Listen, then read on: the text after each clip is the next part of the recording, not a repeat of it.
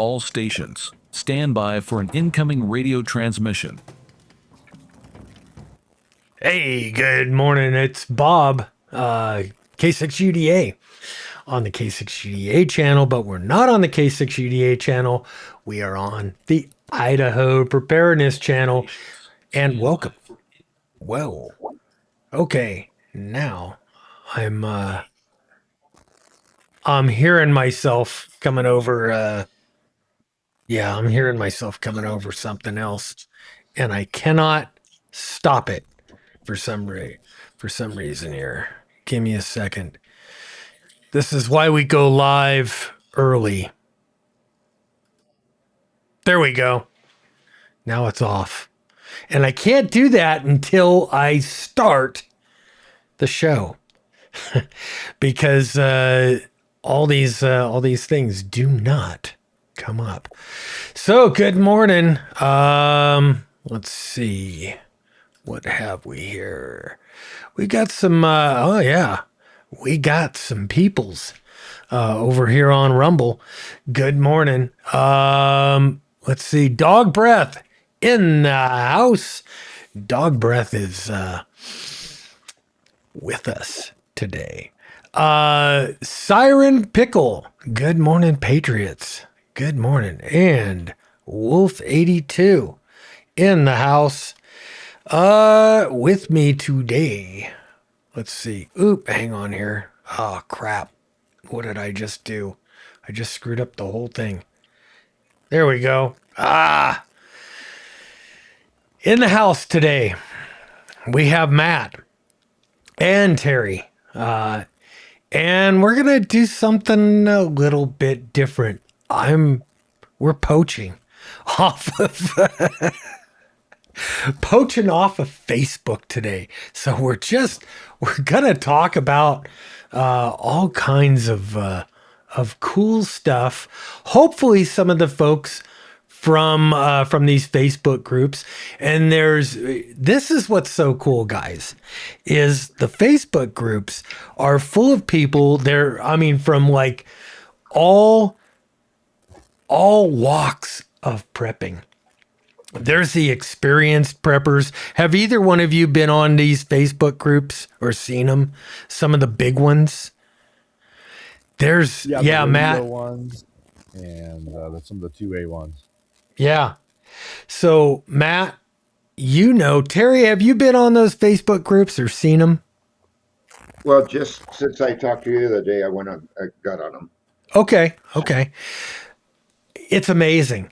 One of these groups they've got 450 or 460,000. Hang on here. Let me get to the, 489,000 members of this group. It's called From Preppers, Emergency Preparedness, Survival, Homestead. 489,000 people. The other one is called Everything Preppers, Emergency Preparedness, and Survival. That's got 160,000 people. And I just kind of figured, man, what a gold mine of, number one, information that's just, opinions and experiences coming out of these groups. It's kind of amazing. And I picked out a few questions that I just thought, or not even so much questions, but questions and topics that I just thought were just kind of rando, completely random, but maybe thought-provoking. Things that, hey, is it something that we want to do? Let me do this back to the live mode, and I wanted to get my monitor up here. So, if you're joining us from one of these groups and you've never done a ham radio net, Just a couple of minutes, we're going to begin the ham radio net. And we actually do this on a ham radio repeater. And then after we're done with the whole ham radio portion of this, we continue here and we do just kind of like this. So what say you guys? What's been happening in your worlds? Well, Terry, you're on here all the time. So what's been happening in your world? Really just keeping an eye on what I think is going to happen and how I think it might happen based on not only scripture but just what I'm seeing going on. And let me tell you something. I'm concerned that when Trump and Israel goes after Iran, that's going to be the signal for the ISIS and the groups that they have here to start up some activity. So I think we need to be aware that a lot of the things that we are anticipating are probably going to happen. Maybe small at first, but they're going to happen. So we're going to see some violence, especially in the towns where we have a lot of Palestinians and idiots that think that they're great. And we're going to see some of that. And then I think we're going to see some attacks, not only in malls, and churches, and everything from the ISIS type set up, and maybe even some of the Chinese. I think we're going to see some violence. So I think we just need to be aware and be prepared. Now, I pray to God it doesn't happen. I pray to God I am wrong, but I think I'd rather be prepared and then be wrong. You know what I mean? Oh yeah, no, I totally understand. And Matt, how about you? Man, it's been a hot minute since you've been on the show. It's been crazy. I've been traveling. We had a funeral and family in town last couple weekends, and everyone kind of supporting us through that. And so I haven't done a lot there. Obviously, my job's changed a lot with the $0 tax stamps. Tax stamps still exist. That's a real thing. People have to register on the hollow metal tubes with the ATF, but the other side of that is it's just a little more accessible to people, and that's causing this influx of the desire to have them, the sales, the ability to manufacture. I think that's hitting across the whole 2A industry. So as I'm seeing that, we are seeing some innovation come out. That's driving the market. Mm-hmm. I wouldn't say it's a fear buying time right now. I don't think that's the case. I think that's going to be an interesting thing when that happens with the $0 tax stamps. For instance, in Virginia, the state of Virginia, they were proposing a $500 state tax on suppressors. And so I got a lot of interest from Virginia dealers last month. That did get shot down. The proposal they also have to defeat in Virginia is the no semi-auto center fires. Yeah. We know the state of Washington done something similar to that. I haven't followed it super closely, but the nice thing is I do have those customers that call and they kind of give me the updates and what's happening. But it's interesting that we live in a spot that people can just decide this is the thing they want to do. I think we know it right now on your platform, Bob. I think YouTube absolutely is like, hey, this is YouTube's property. They own it. They'll do whatever they want with it. And to your point, delete videos or give you strikes or whatever. And they own, it's like their piece of the market. And so we'd like to think that we have it all figured out or things are in control. But, I do think that, there are times when people with authority try to make decisions to decide what we can and can't do. And we see it more and more. Yeah. So it's weird. It's weird to just, have little feelers out in all these different states through my dealer network and just hear the kind of the horror stories of what politicians are trying to do to them. Yeah, yeah. Your phone's making the noise again. Yeah, I don't have any other audio source. Okay. Maybe it's just picking it up on your mic or something. I don't know. Yeah, back. A few Okay, back now I'll it just went turn away. my gain down. Okay. Yeah, went away. Went away. Beautiful. Beautiful. So 2 minutes and we're gonna get rolling with the radio portion of the net. We've got a new thing today we're gonna do. We are taking Meshtastic. We're taking Meshtastic check-ins. We are part of, I'm actually part of. It's called Freak 51, Frequency 51, and as part of Frequency 51, what the heck happened here? There we go. That's what it's supposed to look like. It's not supposed to have a big picture of me in the background. That's crazy.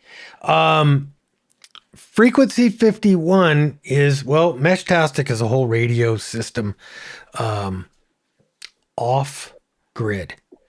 No license needed. It's a text-based thing. That's what Meshtastic looks like. And beside me is a Meshtastic device. And right now it says that there are no messages. Let's see. Are you going to focus? Focus. There you go. Focus.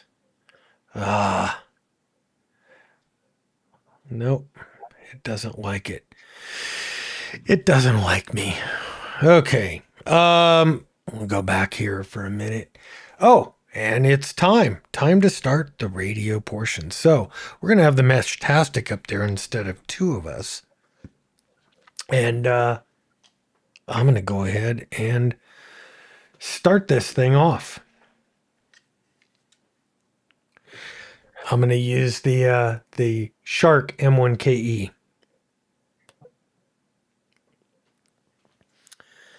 Good morning and welcome to the Southern Idaho Preparedness Net. I'm Bob, K6UDA, your net control this morning.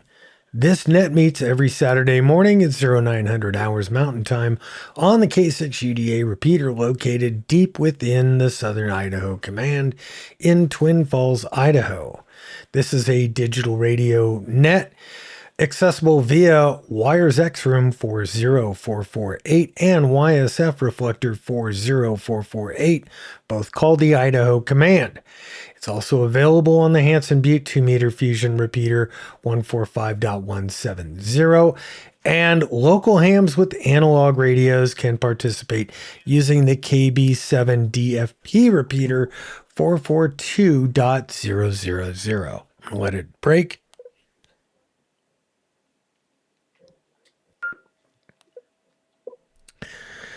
The purpose of this net is the free exchange of information related to emergency preparedness, commonly known as prepping. We encourage deep dives into subjects related to food, water, shelter, personal protection, weapons, survival tactics, medical issues, communication gear, and techniques.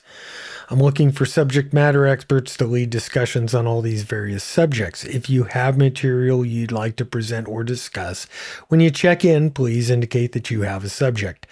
Although not primarily political, discussion of relevant political, cultural, or religious events are welcome in the context of situational awareness and survival. As part of my personal preparedness plan, practicing for the gathering of and dissemination of important news and information to my friends, family, and the local community is what this net is all about. So, as training, we do the SITREP or situation reports every week. While times are good, we're using general news stories that I find interesting. And I ask everyone here to contribute their own stories or sit reps, especially if they're in or near an affected area of an actual emergency. Let it drop.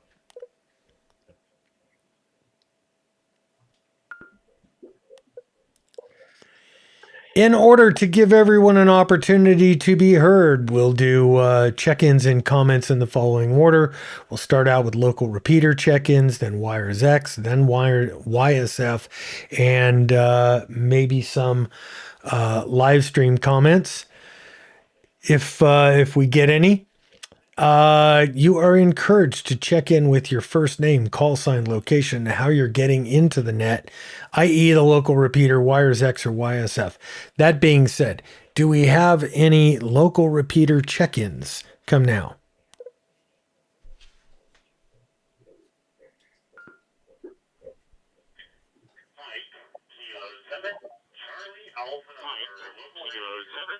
Charlie Alpha November, local rate. All right, K7CAN. Good to see you on the net, my friend, and welcome back to the net. Looking for check-ins for the Southern Idaho Preparedness Net. Come now.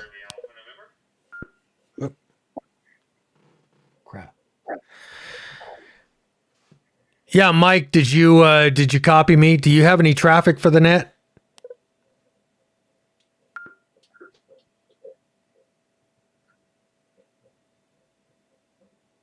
Is it coming? Is it working? Traffic is mobile outbound Kilo 7, Charlie Alpha November. Be clear. All right. Real good, Mike. Thanks for checking in. Looking for check-ins for the Southern Idaho Preparedness Net. Come now.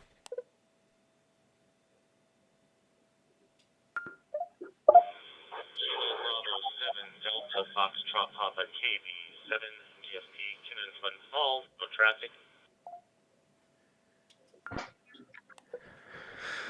All right, Ken, thank you for checking in.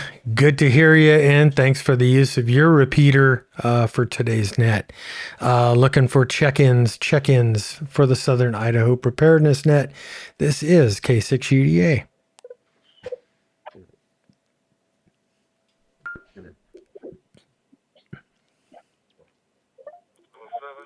Quebec Sierra Lance, Twin Falls, go traffic.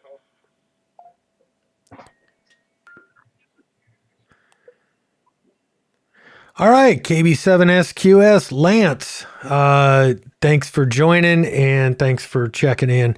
And again, thank you for the use of your repeater and the Magic Valley Amateur Radio Club Wires X room for this net. Looking for check-ins on local repeaters. Come now.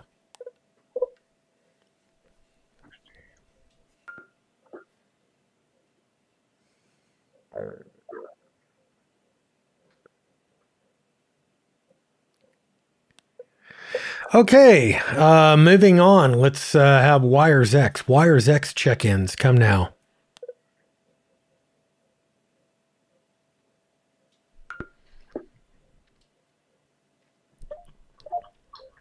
W6CJ, Wires X North, covering parts of northeast Los Angeles and Pasadena with one sit rep. All right, good morning, Jay, and I got you down for a sit rep when we get to that. Thanks for checking in. Any other? Well, we'll get to you during sit reps. Looking for check-ins for the Southern Idaho Preparedness Net. Come now.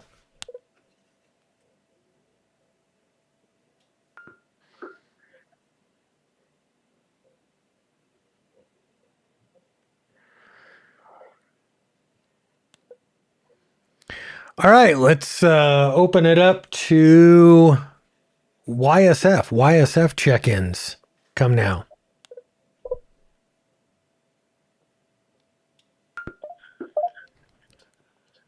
November 7, Romeo Bravo Papa. Medford, Oregon, no traffic. Good morning. Good morning, Bob. Good to hear you. Thanks for checking in. And I copied no traffic from you. Looking for check-ins for the Southern Idaho Preparedness Net. Any mode, anywhere. Come now.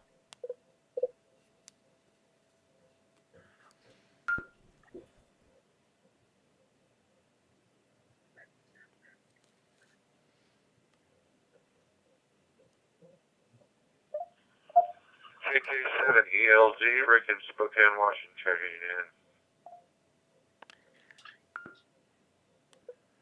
All right. Good morning, Rick. KK7 ELZ. Welcome to the net. And thanks for checking in. Do you have any traffic or anything for the net?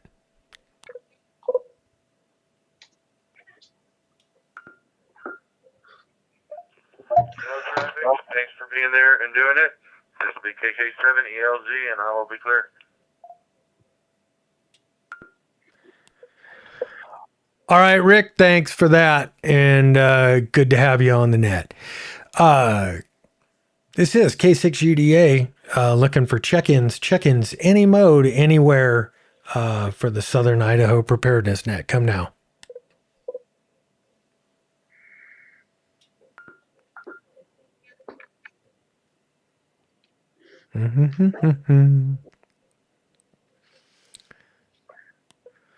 Okay, well, that seems to be all we've got this morning. We're going to move into our sit rep section. Sit reps are situational reports. Like I said, while times are good right now, we are using news stories that I find interesting that have a connection in a lot of cases to either the Second Amendment, which the main focus of my channels here on Rumble are 2A causes, or Idaho for the Idaho Preparedness channel. First up, let's see, late Wednesday night or early Thursday morning in Meridian, Idaho, which is a suburb of Boise. A suspect stole a Canyon County paramedic ambulance from the ambulance bay at St. Luke's Meridian Medical Center, called St. Luke's West. Suspect then drove the stolen ambulance a short distance through a parking lot to the nearby Portico North building. That is part of St. Luke's campus at the corner of Eagle and Franklin Roads. It's a multi-story building where some space is leased by the U.S. Department of Homeland Security, DHS, and it houses components like ICE, and that's likely where the ICE building reference came from. And the suspect rammed the ambulance into the building on the south entrance of at around 25 miles an hour. They had apparently pre-staged cans in nearby bushes and vegetation. After the crash, the suspect poured an accelerant like gasoline inside and around the ambulance, intending to set it and possibly the building on fire, fled the scene before they could ignite it when first responders arrived very quickly. Let it drop.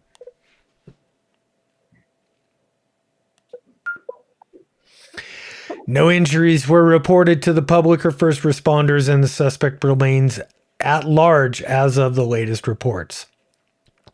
Police described the person as wearing a black top, tan pants, medical style face mask based on available information.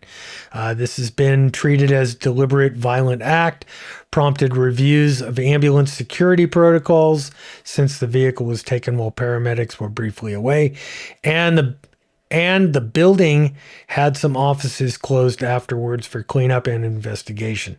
Stolen ambulance was damaged, taken out of service, and impacting local emergency response. I'm going to let it drop.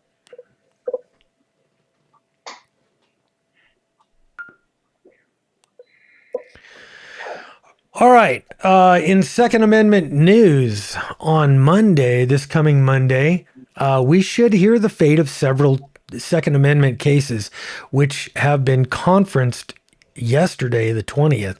The Supreme Court held a private conference on February 20th where the justices discuss pending petitions for certiorari or review on different matters. Several Second Amendment related petitions were distributed for yesterday's conference, and we should hear hopefully their fate on Monday. Challenges to large capacity magazine bans such as Duncan v. Bonta in California, Gators Custom versus Washington. That's Washington state ban. And these have been relisted multiple times and considered at prior conferences without action. Challenges to assault weapons bans such as Viramontes versus Cook County in Illinois are dealing with restrictions on AR-15 style rifles. And the National Association for Gun Rights versus Lamont is a Connecticut ban on AR-15 style rifles and 10-round magazines. These cases involve post-Bruin challenges to state level bans on commonly owned firearms magazines, often relisted to allow more discussion amongst the justices. No grants or denials for these or other 2A cases appear in yesterday's opinions. We got to wait for February 23rd at around 9:30 Eastern to see if any of these have made it for certiorari. I'm going to let it drop.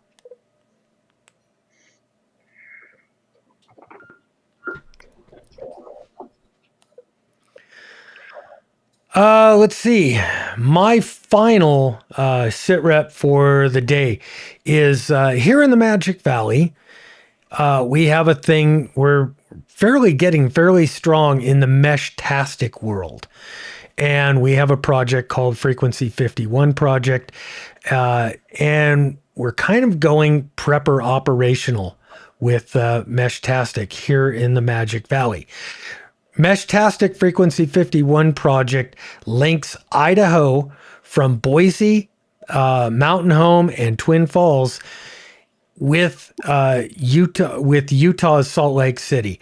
It's been operational for several months now. Lately, members in Twin Falls have been integrating preparedness alerts into this system. Today, I put out a call on the Mesh for check-ins on this net. And Mesh-tastic is a non-licensed text-based radio communication protocol. It's completely decentralized, cannot be taken down like the grid or cell phone infrastructures. Do we have any questions or anybody need any fills from that sit rep?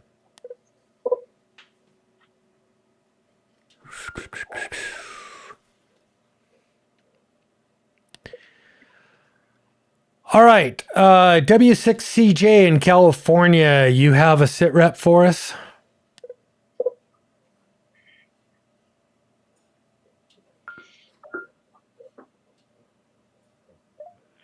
Yes, I do. Good morning, everyone. W6CJ. A little background before I start. Arcadia is a small, largely suburban city of about 55,000 people,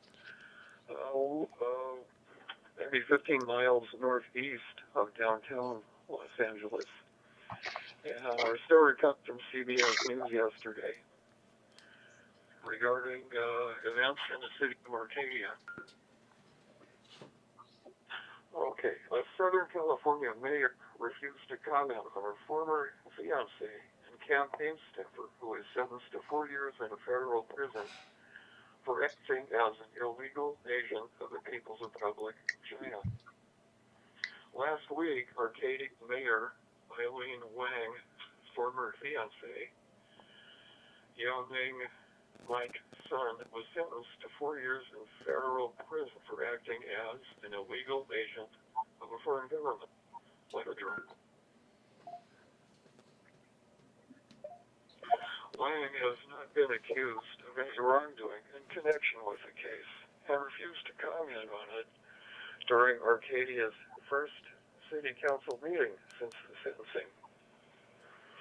Sun pleaded guilty in October 25 to one count of acting as an illegal agent of a foreign government from at least 2022 to January 2024, when he knowingly acted within the United States as an agent of China without notifying the Attorney General, according to a news release from the Department of Justice. With a draft. Sun, age 55, worked with a person referred to as Individual 1 from 2020 through 2023 to operate a purported news website for the Chinese American community when he knowingly receiving and executed state directives from the PRC government to post PRC content, the release said. He also worked as a campaign advisor for Individual 1, who was running for a city council seat in an undisclosed city. The person was elected to the city council in 2022. Wang commented on her relationship with Sun during an Arcadia council meeting in December of 2022. To my fiancé, Mike Sun, who walked streets with me every single day, who is the real leader of me, Wang said. After Sun was charged, Wang tried to distance herself from him. Of course. Number one, he's not my fiancé, Wang said in September of 2025. Whoever wants to say he's a former fiancé, please prove it.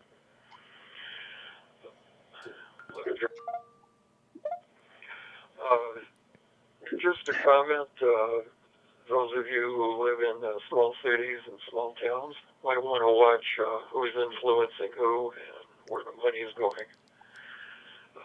That's all I have. W6CJ.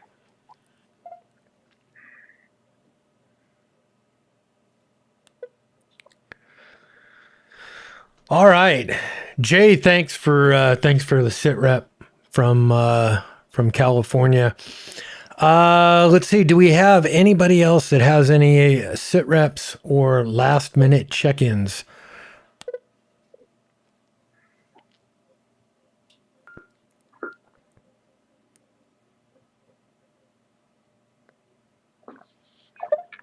K7ZVX, Matt over here in Filer, Idaho, checking.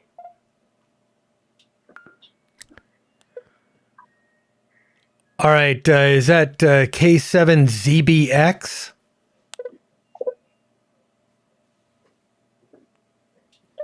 Zulu Victor X-ray. All right, K7ZVX. Good morning. Thanks for checking in. Welcome to the net.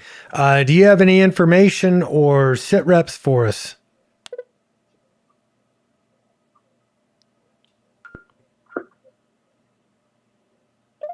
No, nothing over here. All right, very good.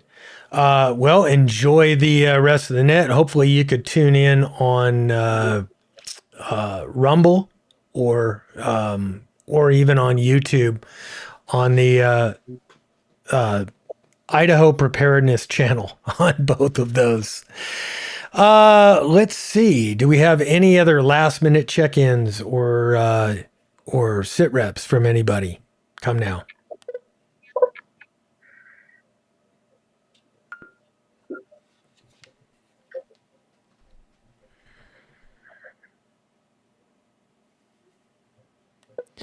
All right, not hearing any. Like I said, I did turn on check-ins from Frequency 51 project on Meshtastic. We've got one from Malice, one check-in, late but a tuned in. And Malice is he's in Filer also. So we'll talk about Meshtastic another time in detail, but it's a pretty cool little deal. Let's see. I want to thank all of the stations, both on Wires X, YSF, and the local repeaters who have hosted this, have turned on their repeaters for this net. And at this time, I'm going to close the radio portion of the net. You're invited to continue along with us on the live streams. And thank you. And we'll talk to y'all later. 7-3. This is K6UDA closing the net and returning all the radio stations to their normal ham radio use. Okay.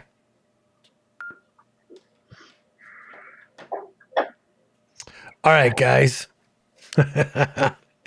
Well, that's how the ham radio portion goes. If you're brand new and you've never seen ham radio before, that is a traditional ham radio net on the radio side. Now I'm gonna bring in my three buddies, because it's a 3 shot.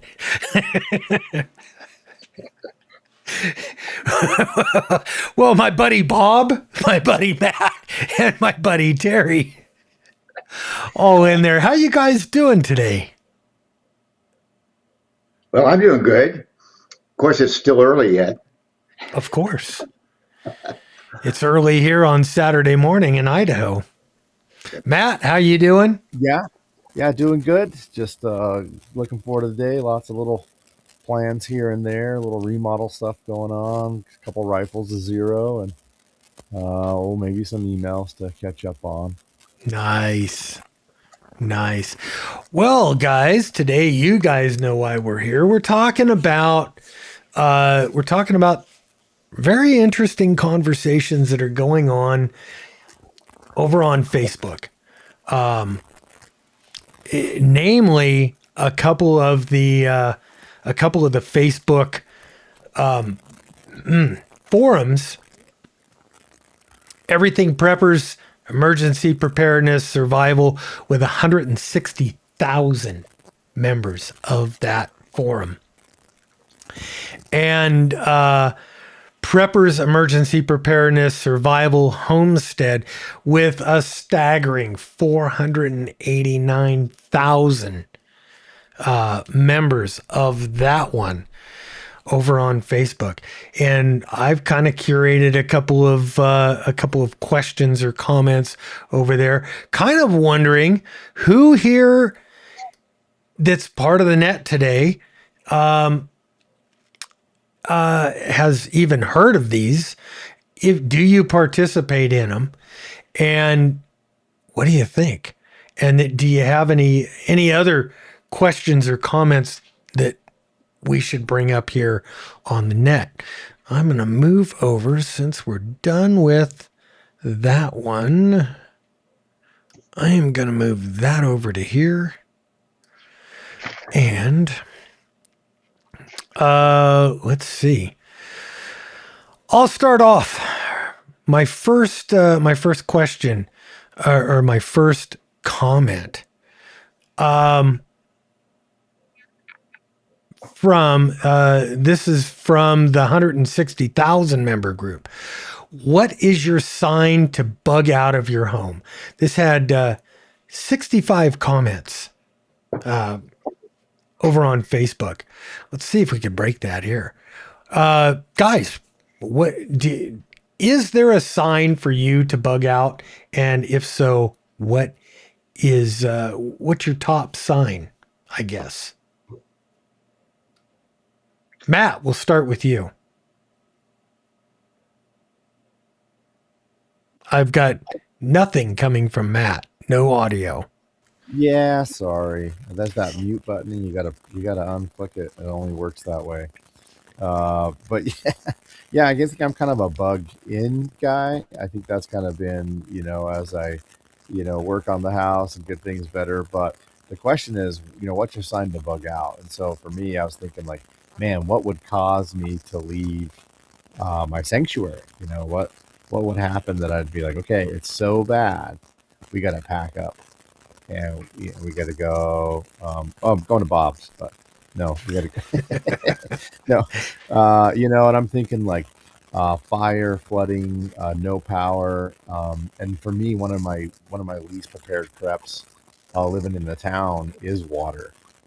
How do you? I mean, if you don't have water, you're done, and it forces your hand. And I think of like the old castles, right? They'd storm the castle, or they would starve them out. That's how it worked back in the day. They'd lay siege to them, and so Oh I think yeah. that would have to be it for me. Is to know that like I can't sustain it here at the house any longer, and so I think that's a kind of a glaring um, indicator of maybe where preps need to be focused. Are you on city water or are you on a well? City water, yes, sir. City water. Yeah. And they yeah. went away. I mean, the city at Twin Falls went away from water towers years ago, right? They have all these kind of lower deals, and everything's ran off variable frequency drive pumps, and it just maintains a constant pressure. And so once they lose power, there's some residual water in the system, but Oh yeah. If they lose power, everybody in the city's kind of done. Terry. Yeah, it's not like Bliss or something where they have that water tower that Yeah. they have gravity water pressure until they run out of Yep. that. So yours is availability of water is basically that's your cue. Okay. Terry, what about you? Your big sign, or do you have a big sign that says, I got to bug out, I'm out? Well, I don't know if I would call it a big sign. I think I would be more likely to stay put in my fortress. And if I needed more protection, have like you guys come to our house or us come to your house. You know how we have talked about that. But I think the only time I would is if there was absolutely no chance for me to continue where I'm at. So, like Matt, that's my biggest problem too, Matt, is water. And I have about four, five, 50-gallon drums of water served up and saved up, and in a way that as long as my truck works, continue to work, and I do have an EMP shield on it, which I believe will continue to work. But if I can get on the road to go to your house or go to the river or someplace and load up with water and bring it back, I do have filters, and I do have generators. I have gas generators. I have a big generator that runs on all three gas. And as long as I have one of those, I can continue. But I also have a couple solar generators that can continue to keep the refrigerator, the freezer going, as long as I've got ammo continued stored up. So I think the thing that would cause me to actually leave, because I don't, where would I go unless I had something planned? I don't have a tree house set up. So if I Right. don't have anything, and you and I've talked about, you come in here or I come in there if we end up having to run away.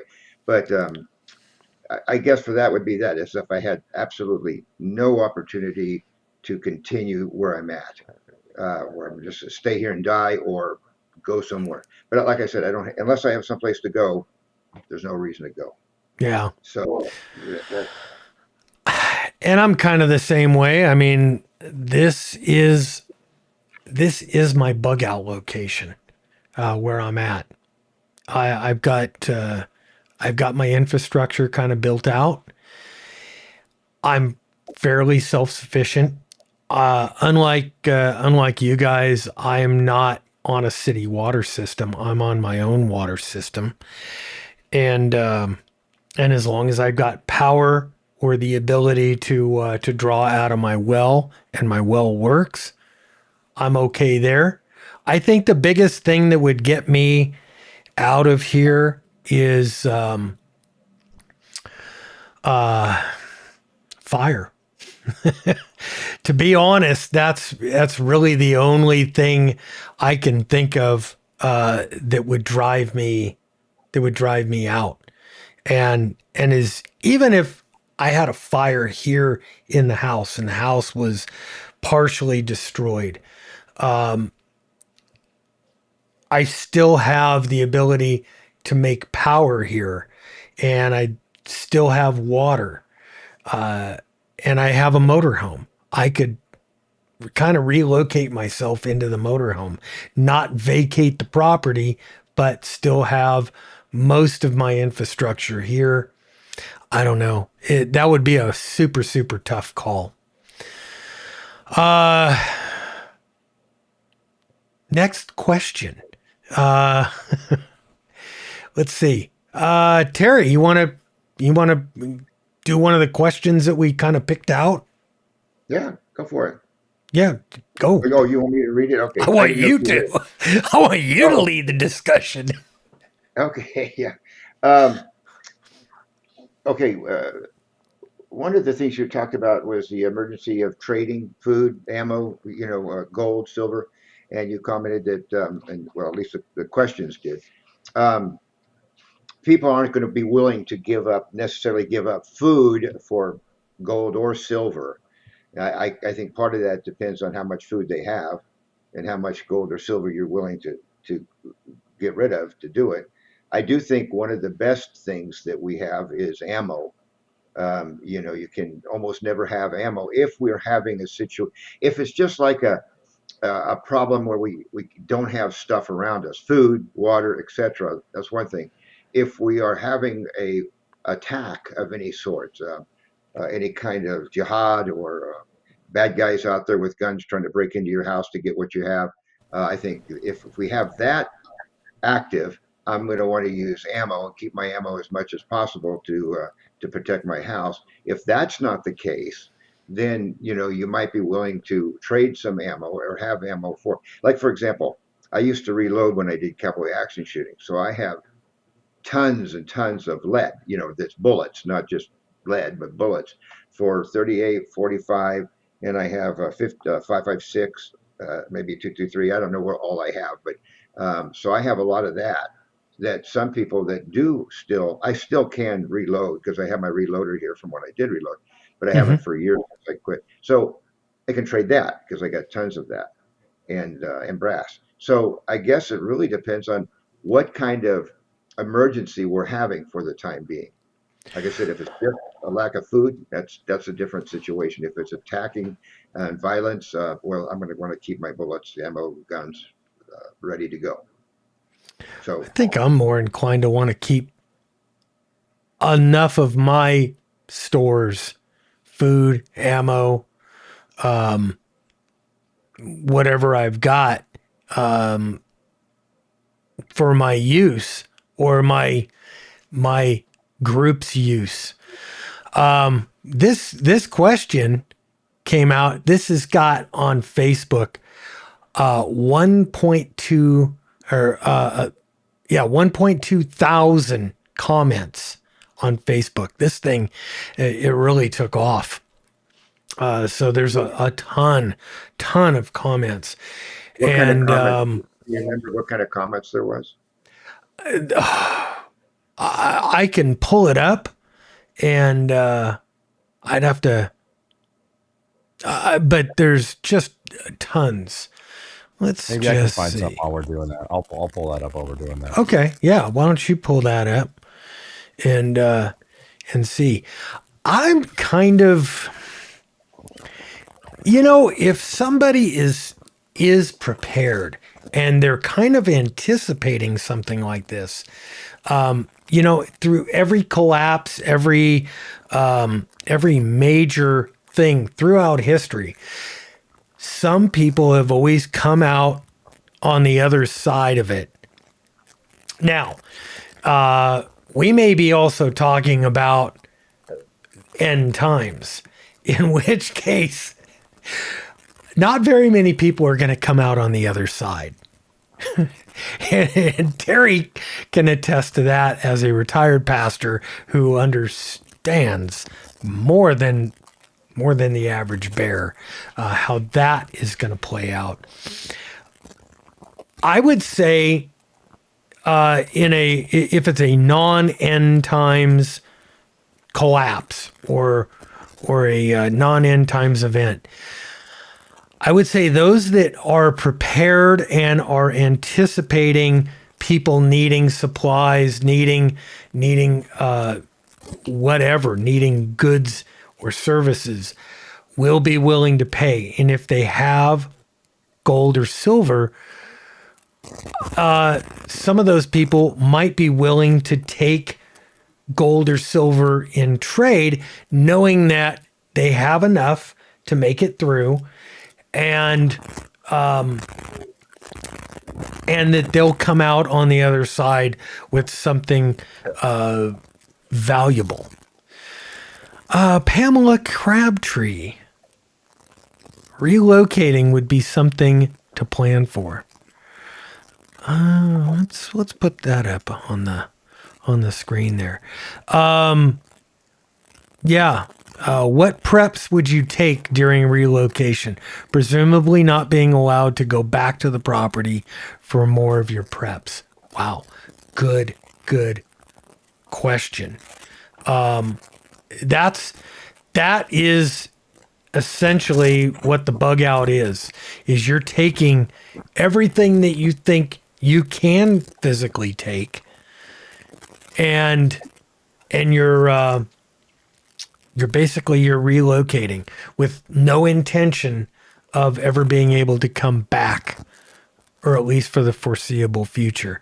And honestly, if you're ever allowed to come back, the things that you leave behind most likely won't be there.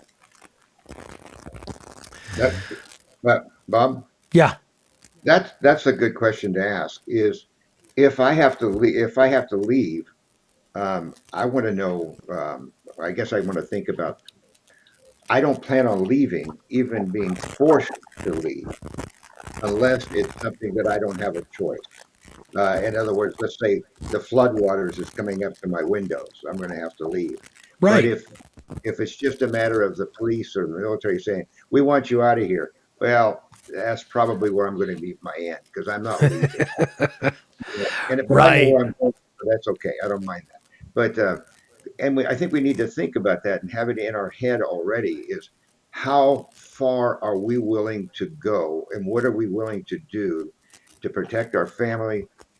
I don't care too much about the house and things like that, but to protect my family and myself, what am I willing to do? Am I willing to pull a trigger on somebody, a military or a United Nations truck? Because we know that we talked about this probably a year ago, that literally hundreds of maybe thousands of trained United Nations workers, which means Muslims, etc., were being brought in, violent Muslims, people that knew how to fight, being brought in to be used for United Nations if the poop hit the fan. And so what are we willing to do? And are we willing to pull a trigger on something like that? I know we probably won't want to do that on our neighbors, but on people that are going to try to force you to leave your house or force you to give up your food that you have sacrificed for the last 10 years to provide, when other people were buying their boats and their new cars and their trips to wherever, and you sacrificed to prepare for your family. Now everybody wants your stuff. And I guess you could say, well, I'll give you this, but I want your boat. But anyway, so I think we need to think ahead. And when we were training for law enforcement, Bob, how many times did we practice stopping cars? How many times did we practice busting into a house? And we did that for one reason. So it was a mindset, a memory, how to do this and what to do and how to respond. So we wouldn't be thinking about, oh, should I move now that the guy's got a gun pointed at me? No, we've already learned to do that. So Yep. I think that we need to consider those things in this arena also. It's important. And prepare ahead in your head how you're going to respond. So Yeah. just a thought. Matt, you have you been able to research what kind of questions or what kind of comments? Yeah, I'm going through some of these comments, and I think the thing that always humbles me is the things that I don't think of, that other people have thought of. And so one of the questions we have in our list of questions here is, like, what's a hobby that you should take up if you want to be into preparedness, right? And so going through all this stuff and looking at it, someone's like, oh, pressure canning. And I'm like, yep. You probably should not try to figure out pressure canning after the fact. You probably should, have a little garden and get that canning stuff figured out and have all the jars here, because and the second comment I thought was really great is someone said, take up beekeeping, poultry, and stuff like that. You know what I mean? And so the funny thing too is, like, my brother-in-law sells honey, and one of the biggest expenses is the containers to put the honey in. Yeah. He has all these expenses that add up. He's got like 350 hives. I mean, he really enjoys it. It pretty much takes up all of his free time. And I remember him thinking, he said to me, I'm going to sell honey in 5-gallon buckets. And I'm like, dude, that is so much honey. He's like, yeah, but they're cheap. Okay, hold on. Are people buying honey in 5-gallon buckets? Like, what, let's talk about this process. And so, But it the doesn't go reality is, bad. Number No. one, it'll Yeah. stay around for years and years. And, in a pinch, what a sweetener that makes. I mean, morale Yeah. in a SHFT situation is huge. I mean, Mhm. Pamela is in an area that's been hit and racked by bad stuff in nature. She's had her power off for weeks at a time where she's at, and I'll bet she could tell us firsthand that morale is everything, to be able to keep going and keep your head up. And having little things like sweeteners for crappy food, or even being able to take a spoonful of honey and eat it. Huge. And you could use it also to lure in other prey, because animals will gravitate toward it. They want to eat it, and then you can eat the animals. PETA, people eating tasty animals. Yeah. Yeah, that's what I was thinking too. And so we get it in gallon buckets from him. I think that's a little easier to store. And the funny thing is, a gallon bucket from like kind of the bulk vendors that you could buy online is typically more expensive than a 5-gallon bucket. And that's the rub, right? The rub is like, and so here's the funny thing is, we're complaining about how expensive those items are today when commerce is working, and we can go on Amazon and have a bucket shipped to our house, or in his case, 500 buckets or 1,000 buckets or whatever it is. Right. And so there's part of me that realizes there's no way I could do this stuff. Community might be pretty dang important. To have somebody who's the bee guy, to have somebody who's the chicken guy. We got a neighbor at work, of all places, and I get eggs from him every week, and they are better than any store-bought eggs Oh yeah. I can get. And so my hilarious part is to make sure I get the cartons back to him. You know what I mean? Like, that's my contribution, is making sure I get him the empties back, for crying out loud. I'm like, wow, I'm working real hard for these eggs. And you know what I mean? And so I think it just kind of brings to the forefront for me. Sewing. Pamela just posted a comment about sewing. That's another thing. I was reading through those comment sections there on Facebook, and one of the persons put sewing, different types of stitches, and because different material, will not stay together if you just put whatever stitch that I know in it. You gotta have some smarts. I mean, like, one of the best seamstress I know is an engineer.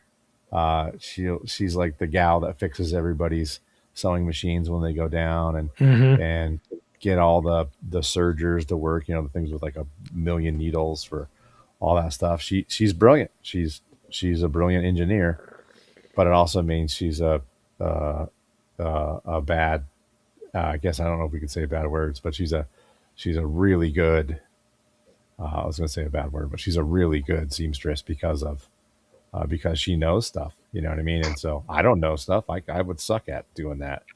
Oh That yeah, was my job in our group of people. My job was to sew stuff. Everybody be hurting pretty bad. definitely. Yeah, Pamela also commented that 18 days is the longest time that her power was out. Having solutions available helps morale. Yeah, Let, let's 100%. let's ask Pamela to respond to what does she do? I mean, does she have uh, um, uh, um, machines and stuff like that, generators and stuff like that that she uses now? In fact, what do you do, Pamela, when you have a long term? If you would put that in there, I think that would be an interesting thing Yeah. to know. And Since I would you, definitely Pamela say had, that 18 days is a long term. That's the better part of a month. yeah, Can you yeah, imagine? I've never Nope. experienced that. Have you? Where I've had to be away No, for 10 days to 20 days. I've never had to experience that. So I'd no. like to know what people that have, what did they do? Yeah. Actually Yeah. do, not And how did the community that you're around that, I mean, you weren't the only person that was out of power for 18 days. It was your entire area. Right. How did people function? What did they do? And I know Pamela doesn't like to, she's a little camera shy, doesn't want to be on camera and doesn't want to be on the radio so much. They saved food grade containers that a candy company threw away. Huh. Interesting. So that's very interesting. Matt, you want to pick out one of the questions that we wrote down? And Yeah. Yeah. The one that I thought was I'm going to pick out two because I'm a cheater. But I'm going to pick out. I'm going to pick. Sorry, one. No, I'm picking two. But the first one I wanted to talk about was one of the questions that was proposed in these groups is, do you think there will be a civil war? And it was in the larger group. It was in the Preppers Emergency Preparedness Survivalist Homestead. They have 489,000 members, and the question that got the most comments that we decided to share was, "Do you think there'll be a civil war?" And I'm wondering if it got the most responses because maybe people do have more fear about that, or maybe that's something that is on the back of people's mind, or maybe they just thought it was a funny question and wanted to chirp back at the question. So I don't know. there was a lot. 2,400 comments on that Mhm. question. Yeah, That's and reading yeah. through them, there's And it says hello all. In all honesty, opinions. Does anyone else think we're going to be in a civil war by 2028? I personally, I think we're already in the civil war. I think it's already started. Here's the issue is it's not gonna be like the North and the South in the 1800s. It's gonna be a war of insurgency, and we're already experiencing it. Hey, in our sit rep section this morning, we already talked about somebody's stolen ambulance, drove it close by and rammed it into the building that ICE is using, and that's here in Idaho, in Meridian, which is a suburb of Boise, and Boise is a little bit on the left side of things. So that doesn't entirely surprise me, but it could happen anywhere, and I think as time goes on, more and more things like that are going to happen. and Yeah, they'll there was a happen lot of with more comments. frequency. Right. There was also a lot of comments in there that said, it won't even probably be a war between the people, but more of a almost like a revolutionary war where it's a little more against the government and stuff. And so those are interesting thoughts. I think that there's also some, how do you say? There's a lot of comments about, yeah, I'm not sure if the couch dwellers with the green hair will come out on top. Like there's no real nice way to say that. Probably not the nicest Hmm. comments, but I mean, it's how people feel, right? I mean, this is people sharing their feelings, and so, Oh yeah, um, no, let's not hold back. I mean, we're yeah, on we're on a platform right now on Rumble, and that's yep, the one that I call home. yeah, for sure, And that's why we're here. We're not mainly on YouTube because YouTube censors. It yep, censors us. And I yep. I want this to be for us to be able to have honest conversations here. Terry. Okay, when you asked that question, I think it was good. We're talking about civil war. You know, what is a civil war? We always, like you mentioned, we think about North and South. And I don't believe that's the kind of civil war we're going to see. I think what we're seeing now, where you have the left when you have the right, and that left is violent. They want their way. We have rioters. They're paid rioters. They're basically traitors to this country, and they're rioting. And then you have those in government who are encouraging them. They're behind them because they want to be elected in office. So they're doing everything they can to cause chaos and basically hell on the earth.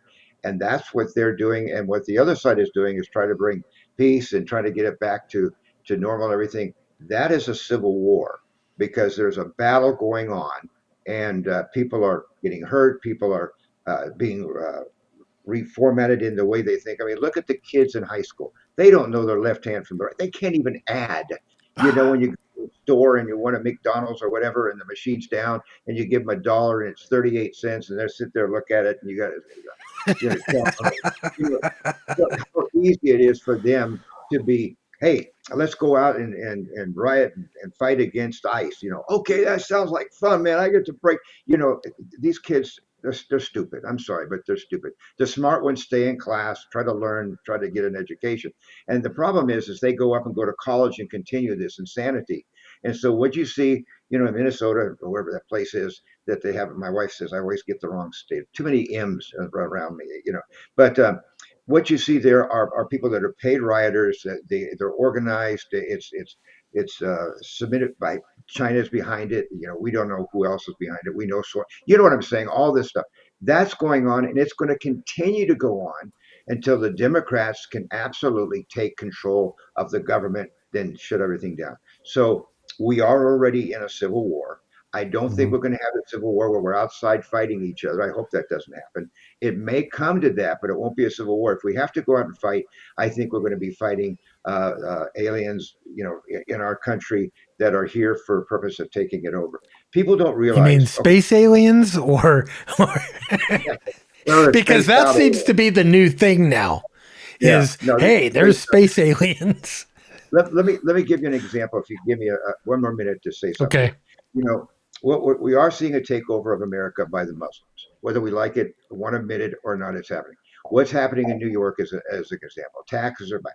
People are leaving. They're giving up property. They're walking away. They're bringing the property down to where the Muslims will be able to buy it pennies on the dollar.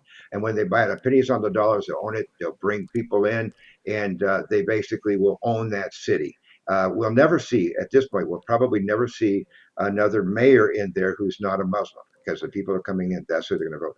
And that's happening in every city that they can get into. I mean, think about this. Texas, a place that you would think that would be the last place. They are being overwhelmed, in the Dallas, Texas, and cities around them.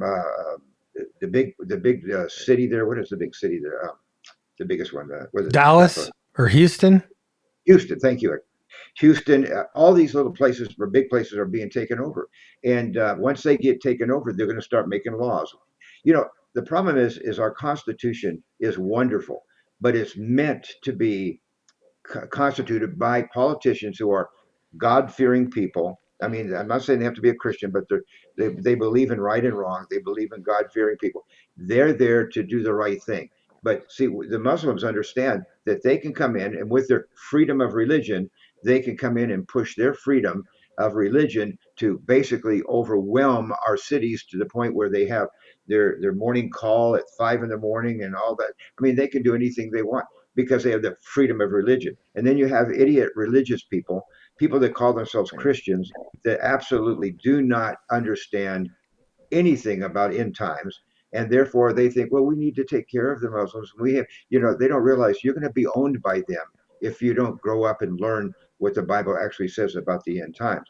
And so this is what we're seeing. And so when you talk about civil war, I think that's the kind of civil war we're in right now. And it's just going to get more. And remember, I told you some time ago, Bob, that we're going to see more and more absolute violence where people will be shooting. People will be, taking the, ambulances and doing what they've done and things like that. So we're going to see more violence. But, and there's a reason for that, which is a whole different show. Oh yeah, that's a net unto itself. Yeah. Anyway, there's my Pamela has some answers for you. Yeah. For the questions that you asked. So she says, number one, the local store used an adding machine to keep the store open while they still had stock.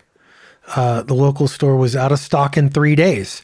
And we've talked about this before. This is our just-in-time supply chain model. Under normal circumstances, if nobody panics, a store has 3 days worth of product on the shelves. That's it. So they're not stocking a whole bunch of stuff in the back that may or may not sell. They keep 3 days worth on the shelves, and that's pretty much across the board throughout this entire country. Let's see. She said you have to plan travel based on the roads and bridges. So we don't have a lot of bridges.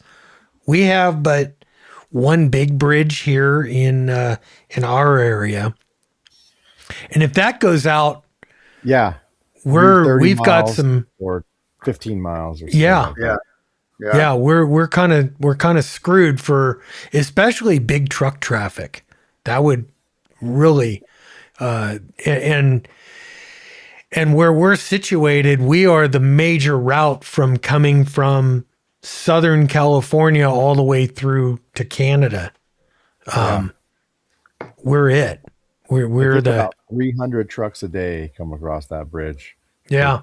They said it is like one of the second or third busiest intersection for truck traffic in the entire country. Kind of crazy. Let's see. Yeah. Pamela is also saying you have to look at what route you're going to take if a bridge is out. And obviously where she's at, with all the flooding and everything and devastation that they've had, bridges have been out. Old school buildings in Tennessee are being turned into affordable housing for resettlement families. And that's interesting. Is that resettlement of illegals or migrant families, or is that resettlement temporarily while their house got washed away in a flood? That's kind of it. Yeah. Let's see. Okay. If your second question you wanted to jump in on. Yeah, sorry, I'm so greedy. I just wanted that. The bug out bike. Yes. Of all the things, like we're all like we're all on our little pedal bikes, or I have an old Yamaha TW, right, that doesn't have any electric computers, so it should should survive an EMP. We have no idea, but I really do think, like, you look at all these countries that maybe don't even have power and resources. Hey man, a pedal bike does the thing. It does the thing for I would say probably 1 billion people in other places. Oh yeah. I mean, tons. I don't know if that's my ideal bug out. And especially after a bug out. Let's think about this. Let's think about this logically. If you're moving around, let's say post crap hits the fan, and you've got warring factions, because you will. You've got pirates that are going to be trying to steal anything that anybody has. Do you want to be traveling around on something, number one, that is an obvious target?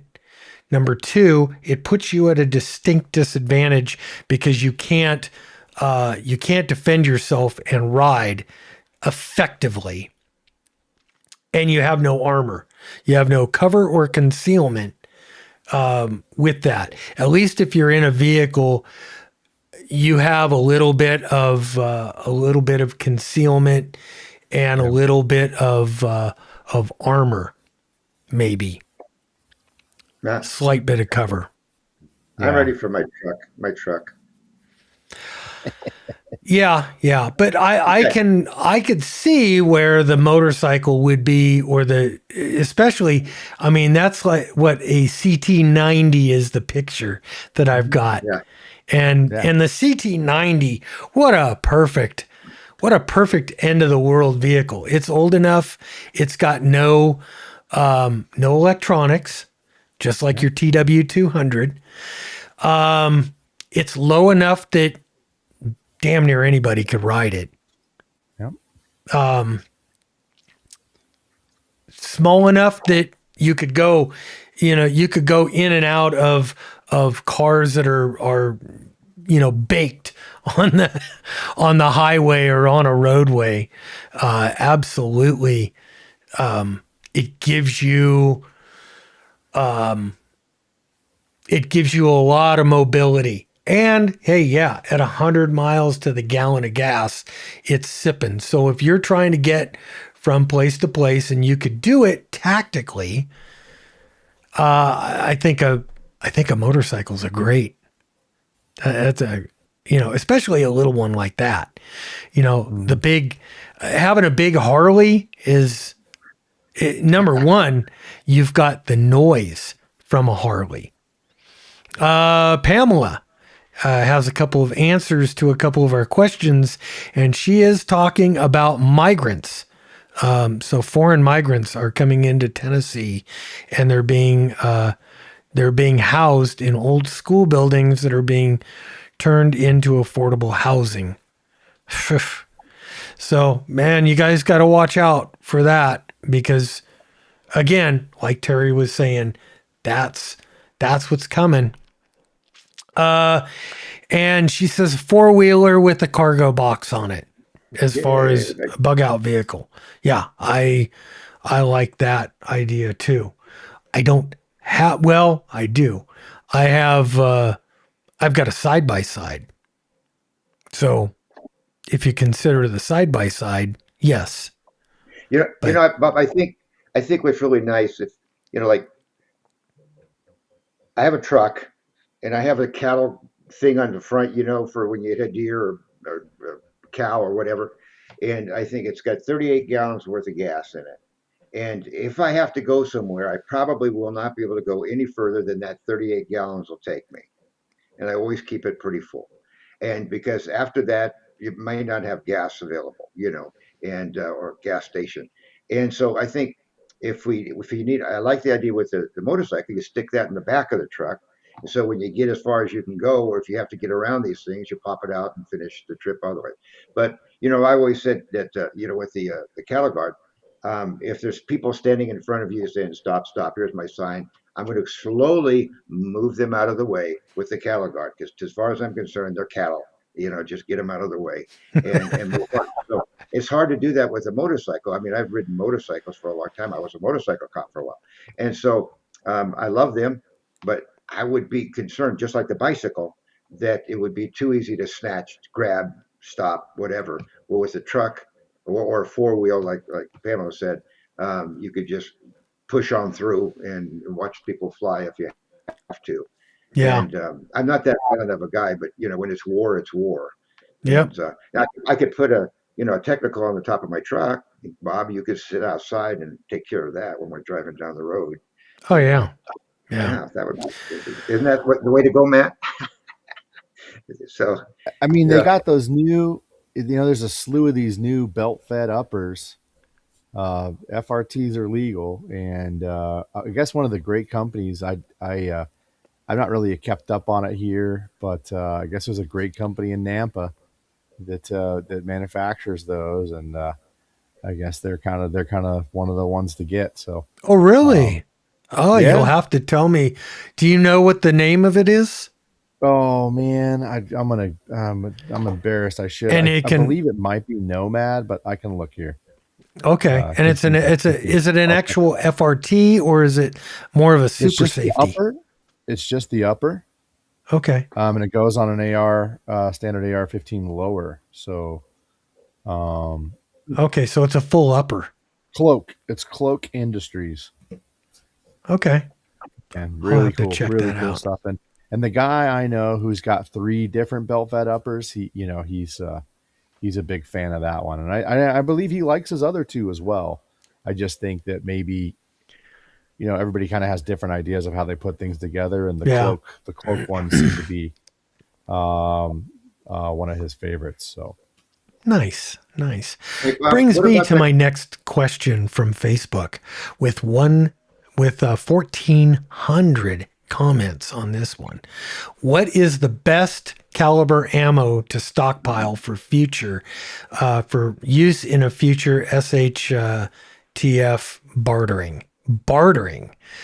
They were guessing 5.56, but what's everybody's thoughts? 9. I think 9's the way to go. I would say, for me personally, I would say 9mm because I mean everybody's got a Glock, everybody's got a 9, so it's very very barterable. 5.56, 223 because it's kind of universal in this country, and 22 long rifle. People really underestimate, I think, the 22, the utility of a 22. Matt, you look like you're absolutely chomping at the bit.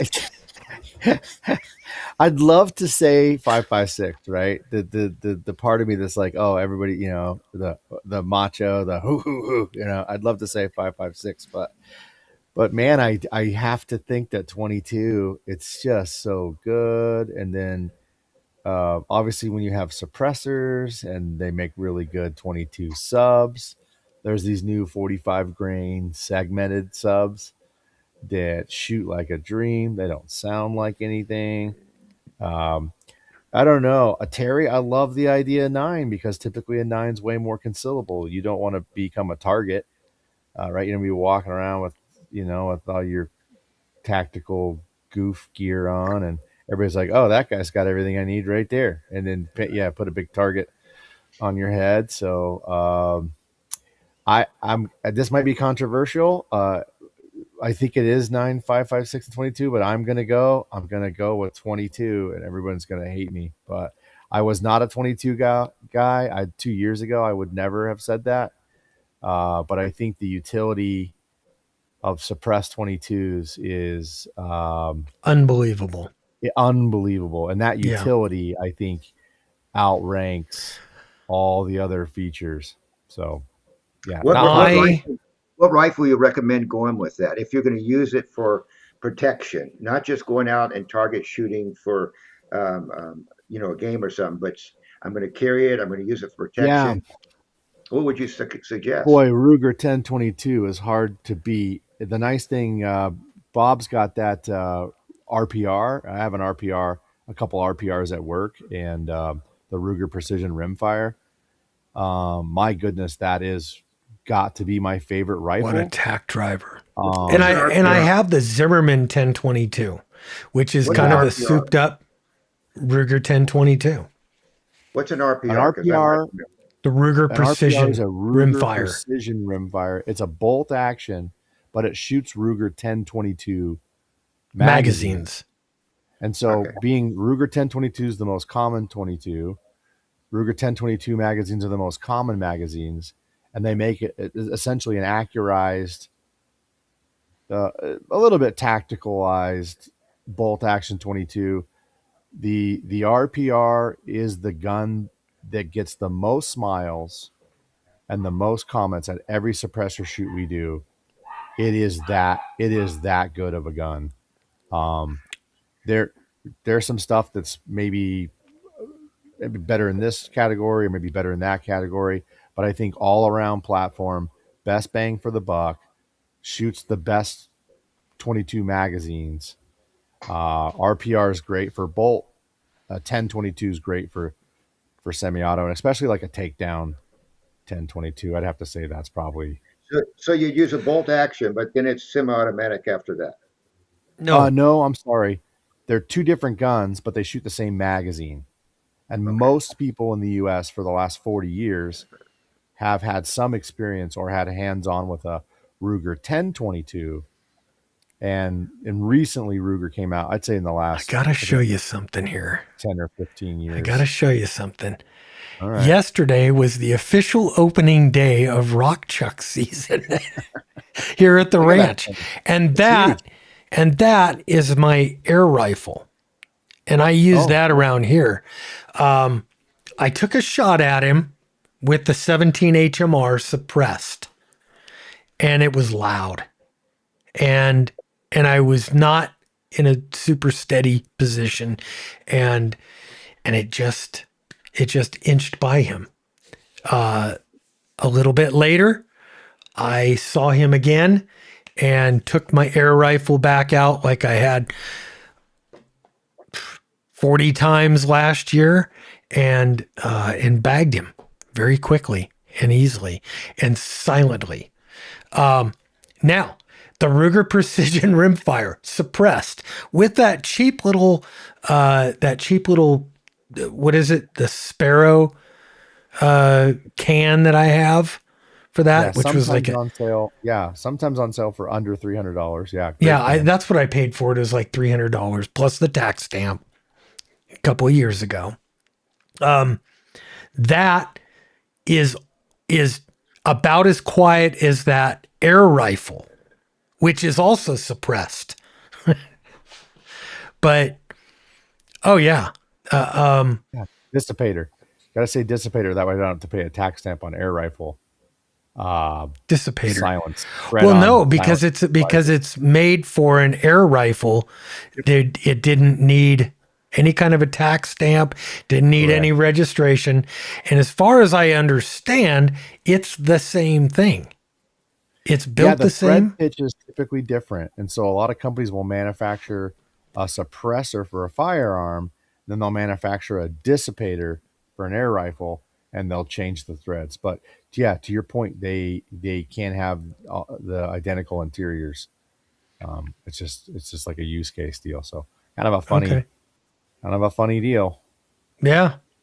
Because it's not a firearm. Well, but neither is a regular suppressor. It's not a firearm. And it's the same exact thing. And I was able to buy it over the counter, no paperwork, no nothing, at a gun show, dealing with the air rifle manufacturer. And, nothing. And you bring it home, you stick it on, and boom, there you go. Mm-hmm. There you go. I don't know. But 22 long rifle, I think, is probably, if I could only pick one caliber to carry, because I've got 22 rimfire pistols also. I would carry the 22 rimfire pistol in, on my body, and and a 1022 as my rifle. You could put 500 rounds of ammo in a cargo pocket of your pants. How do you beat that? How do you beat that with anything? 500 rounds of 9mm it's an ammo box full of ammo, and it weighs 8 or 9 pounds. And now you're lugging that around, or a pocket full of 22, and you're so to me, 22 long rifle, the ultimate round for What would you carry on your person, CCW stuff, during that period of time? if What I would only you- had the one gun, Yeah. if I only had the one pistol, probably the what is it? The Ruger SR22. I you do like 20 that. Would you do a 22 or would you do a 9mm? We're talking No. CCW. I'm saying if I could only carry, let's just say, let's take the bug out. Let's take your bug out. Sure. You're bugging out. You've got a plan on at least part of your journey. You might end up on foot. Now, how many? You've got a backpack full of your clothes, your medications, your personal items, and the food that you're bringing. And now you're also talking about the ammunition that you're bringing, along with the weapons that you're packing. Am I bringing 1,000 rounds of 9mm in a 15-pound or 20-pound box? Or am I stuffing 500 or 1,000 rounds of 22 into my backpack, and it's going to weigh 2 pounds? So now, instead of trying to pack rifle ammo, pistol ammo, and hunting ammo into my pack, and having 30 pounds worth of just ammo in the pack, now I'm down to, I can carry the one caliber. I could carry 2 or 3 different guns that fire that caliber, and everything fits in a pocket. Yeah. That's what I'm talking about. Yeah, I love that P17 by Keltec. I know that's probably also a very unpopular opinion, but I got 5,000 rounds through one of them, and it's a A demo gun for us. P17.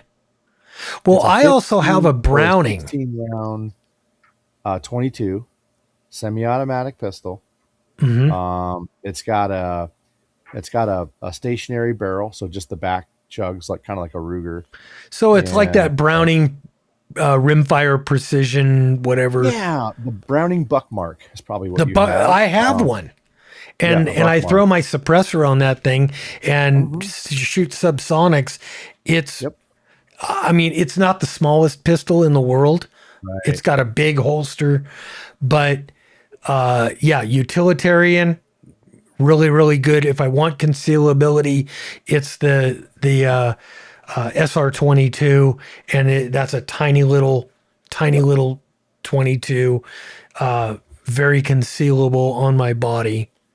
Yeah, the Keltec is about $200 MSRP.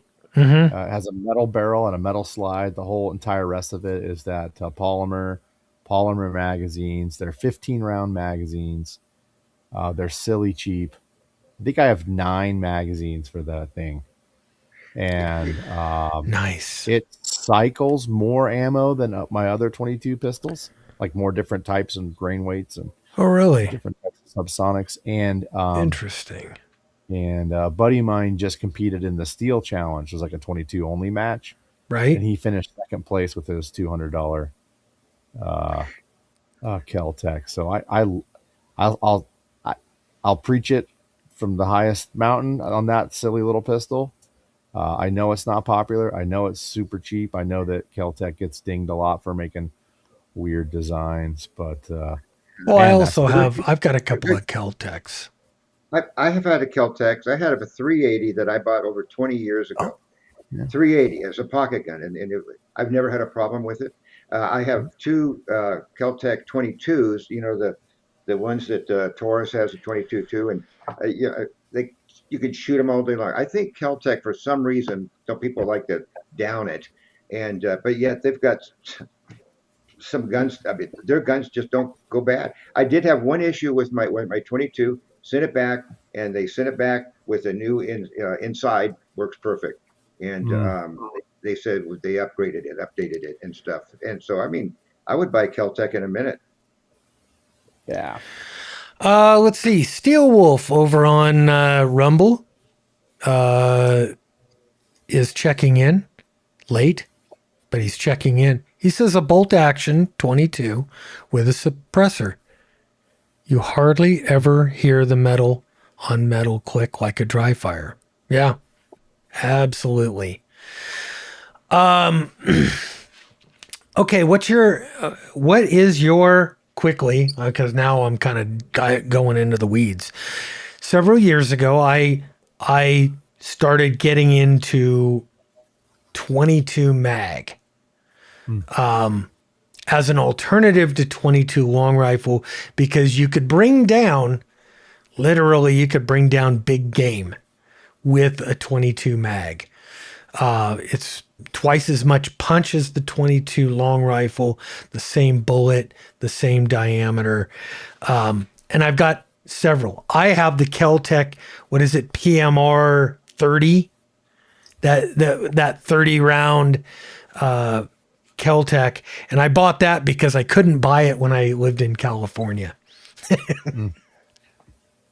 Even as a cop, I tried to buy it under the law enforcement exemption when I was a cop, and they wouldn't sell it to me because you couldn't use it as a duty weapon. And I don't even know why I don't even know why it was. I think it was Sacramento Black Rifle, and now they have Boise Black Rifle. The same guy opened one in Boise, and he opened one in Reno. But he had that sitting there in Sacramento, and I was like, you can't even buy it. Even as a cop. It was crazy. Ham radio frequencies says bolt action or lever action works for long rifle and shorts. Yeah. I have several lever guns. I'm a huge fan of lever guns. I have them both in 22 long rifle and 22 mag. And I love them. They're fun. I love those. But it's not the Ruger Precision rimfire. I mean, as far as accuracy, being a tack driver, the Ruger Precision rimfire, I'm watching videos because I'm going to start going into the NLR 22 competitions this year. I'm going to play around and just see. But those guys are shooting to 200 to 300 yards with a 22 long rifle, and they're banging little steel targets that are 4 inches long. Tell me, you can't do that 300 yards with a lever gun without optics. You can't do it. I can't even see that far without optics. We're all that age now where we can't. Yeah, the hardest thing is seeing, right? Yeah. You know, like, oh, there's a target out there. Oh, yeah, we promise. You're looking. Exactly. Oh, okay, there it is.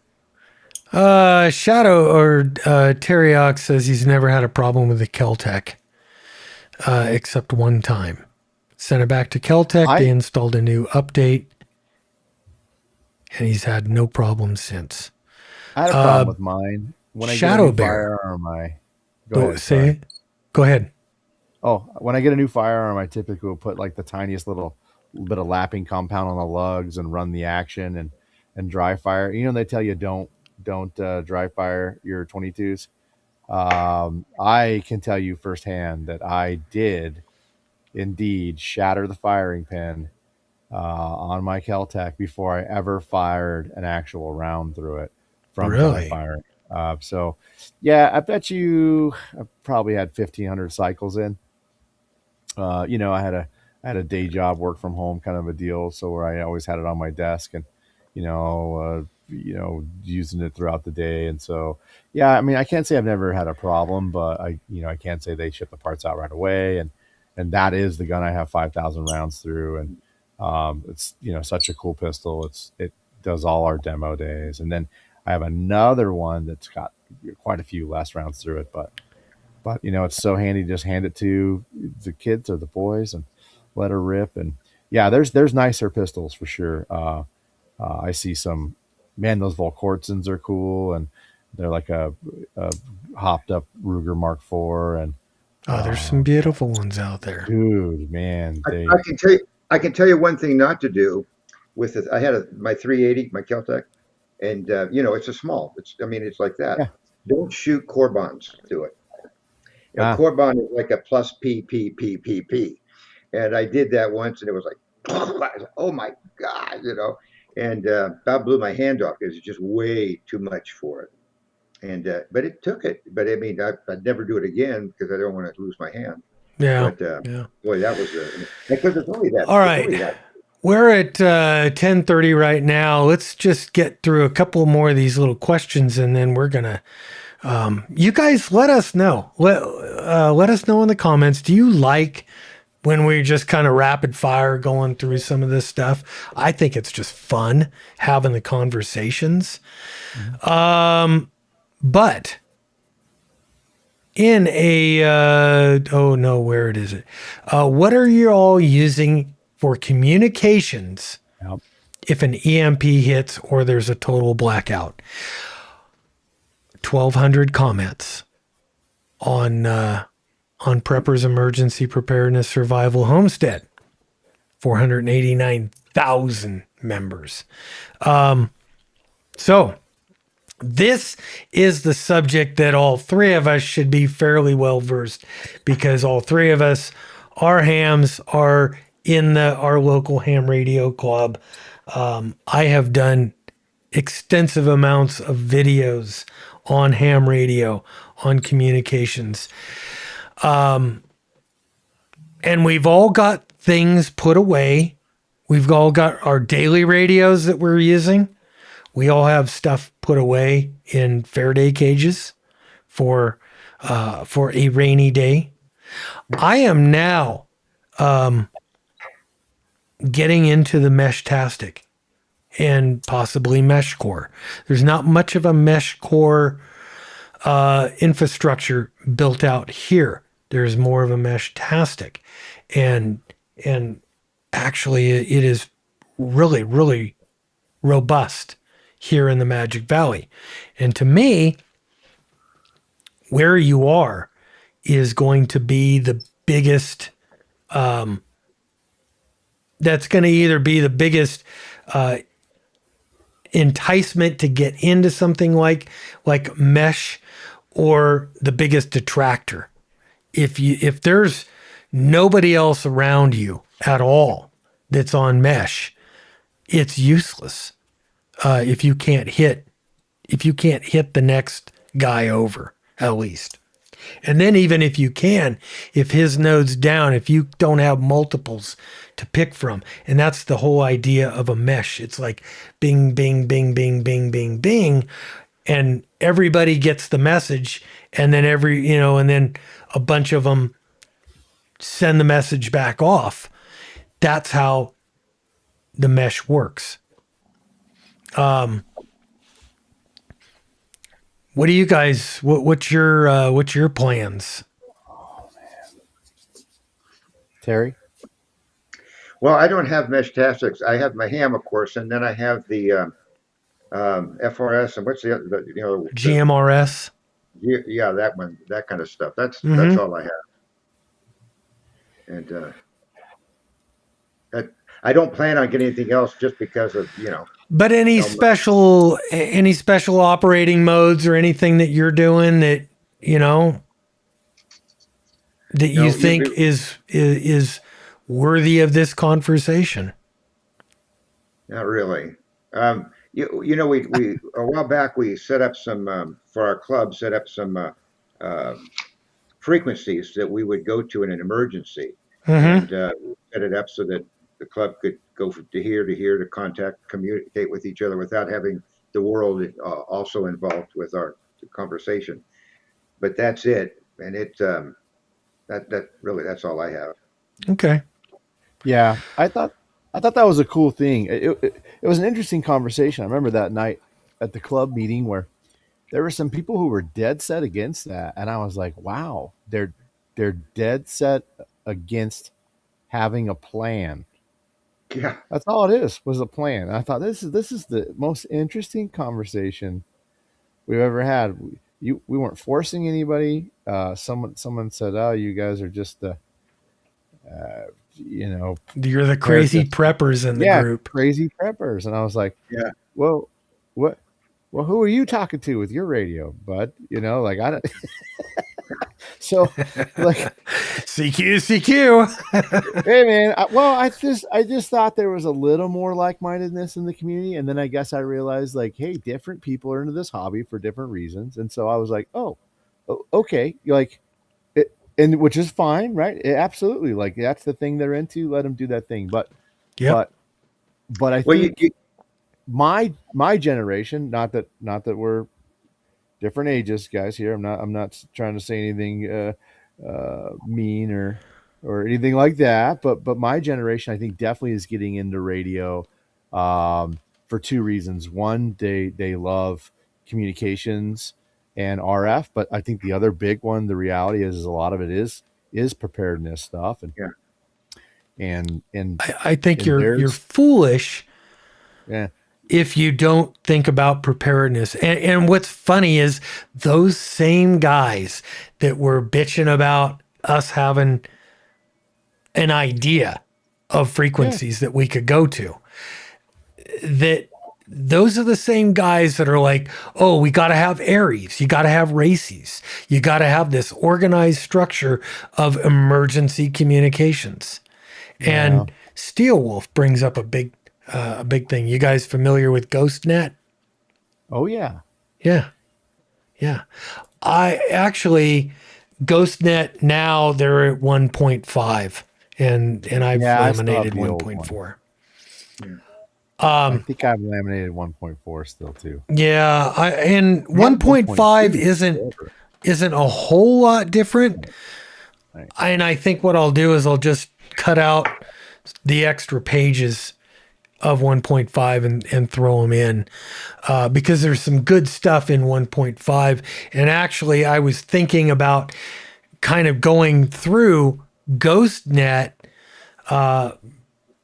for today, and then I thought, you know Oh, what? That's a little bit into the weeds, Well, even I for wouldn't say in the me. weeds, but it's a lot of information and maybe more bite-sized chunks. But Yeah, I think yeah. it brings up the point. Just I, I think Terry is not sharing as much because I think he was a little deflated by that whole I was people not I, wanting to prepare. I was disappointed, but Yeah, one thing I've learned in my 76 years of living sure. is that the older people, they don't like change. And Yeah, I really wish that I in my age right now, it was like in the 50s, maybe the 60s, where I could die in peace and listen to my Beach Boys and I mean stuff like that. Some of these guys are still there. They don't yeah, realize we're living in a different world, that things have changed. They're not as safe as they used to be, and et cetera. So when you talk about something like that, they don't see the purpose of it. That's why they don't prep. See, if these guys that disagree with that, if they prepped at all, they would be into this. They'd be okay with this. They don't prep. They're not looking ahead. They're not seeing. this could possibly happen. The younger guys, like you guys, well, Bob's not that young. I don't know how old you I'm are. in the middle. Okay, but the younger guys, they see this. They see we're living in this world, and we want to get prepared. And I think the people that are on the YouTubes and the Rumble right now, they're probably different ages, but these guys see the possibility of something like, things may not be the same as they used to be. Maybe I need to get a little preparation for it, just in Mhm. case. And they're thinking that way. And then you have the other group that they're just out causing violence, and they don't think about anything except the fun they get when they get to burn down a police car or something like that. Well, But one of the problems, or one of the two of the problems that I see is, let's call them the old FUDs, the guys that bagged on us for proposing emergency frequencies that were kind of for us, not for general consumption. They they think the way they think, that because nothing has happened yet Right. in their 70 or 80 years of being on this earth, that that real crap hits the fan situation hasn't happened. And when it does happen, then all of a sudden they're going to be behind the curve and they've got to catch up, or they're going to, or they're going to die. Yeah. The Well, and even- kids, Yeah. Sorry, Bob. Go ahead. yeah, the kids that are rioting in the streets right now, some of them are true believers of the revolution. They're communists, and they're hoping for their great glorious communist revolution, and good luck to you. But they haven't suffered real consequences of their actions. And at some point, real consequences do have a tendency to catch up to everything. If you're out destroying things, and all of a sudden one day the rule of law ends, there will be people that will morally say, no, I'm not going to just go out and indiscriminately wipe out my enemy. But there will be people who will go, I will go out and indiscriminately wipe out my enemy. Yeah. Now, and what they don't understand is they're of the same mind that they want to go out and indiscriminately wipe out their enemy. But when their enemy are the people that are trained and are equipped and are ready, it's not a duck walk. It's not like you get to stand in front of their car and stop them and everything will be just fine. Yeah, I think there was another prepper channel. He does a lot of radio stuff, and he had mentioned that, the government now today hires people on contract to take care of stuff, and so the difference is, the defining line for us as civilians is, there are people who do that type of work for contract, and they are extremely efficient at it. And if you Yes. think that you're gonna, stand against them, you're dead wrong. Because they've been doing it for 10, 15, 20 years. There's typically a team of them, 10 guys with that type of experience getting paid contract money to go do work. And yeah, maybe we wouldn't do that. Maybe morally we wouldn't do that. I think there are people who morally would, to Yes. your point, Bob, and they're like, hey man, that's what's going to pay the bills and feed my family for the next 6 months. And they're going to take that contract work. And that's I never thought of it that way, but he mentioned it. I also love Steel Wolf's comments on the what radios. Mm-hmm. you would use to, because they're all kind of non-infrastructure. And so I Yes. think that falls in line with the mesh. I think HF is huge. I think GMRS is huge because we have people who don't know how to use radios. And one of the things that I read that made so much sense to me from S2 Underground, right? So GhostNet, he did a deal on mesh radios. If you give someone a GMRS radio, they put it in their house, either it stays on the charger and never gets turned on, or it's uncharged and it doesn't work. But if you give someone a mesh radio and then they leave it charged in, they may never use it, but it is part of your mesh network. And As so long as it's on, it's giving someone a mesh radio and giving them a little battery pack with maybe a little guy USB like this. There's charger. no display on it. There's no nothing Yep. on it. It just sits in here and it's on. Yep. And that And is it's part of the increasing mesh. capability of that mesh network. Even if you never use it, it's doing the work. And that doesn't happen when you give someone a free Baofeng UV5R. It just sits in the corner and That's true. And I never thought of that. And that's a great point is you do this and you're still part of the network, even when you're not participating actively. You are participating passively. And that's one of the things that, like with GMRS, more or less, most of the people have GMRS radios, those radios sit and they're off and they may never turn them on unless they're going to Disneyland with the kids and they're going to keep in touch with those radios. Ham radio, it's a little bit more active, at least if you're involved in it, you're learning, you're doing things, you're programming radios, you're on nets. Terry runs a net here in the Magic Valley that's straight repeater stuff. We do this net where we're active with ham radio and some of the digital modes. And then, but you know what? Great point about the mesh. And we need to get the mesh into the hands of more people to keep that thing alive and growing.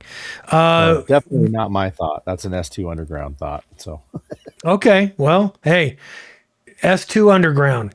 Good observation. Do we have, let's see. Oh, how about we'll do one or two more questions here or one or two more things. And yep. And from Malice in Wonderland, Frequency 51 has a net too. Yeah. On, what is it? Wednesdays? I think it's Wednesday or Thursday night. They have a net. It's purely a check-in net kind of a thing. And it runs from 5 p.m. to 11 p.m. Bob, you might just mention 14676 Tuesday night at 7 Yeah. is ours. 14676 Tuesdays at 7. Anyone's welcome to join in on that. As long as you're a ham. Yeah. Okay.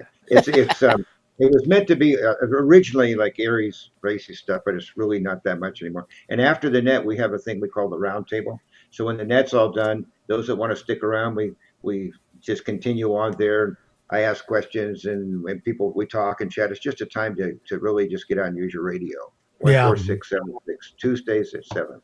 Yep. Let me do that real quick. Okay. Well, we're quarter till. Let's say last question here. Serious question. You've stocked up. You've trained. They didn't. When shit hits the fan, what's your plan when they knock on your door? 461 comments to this one.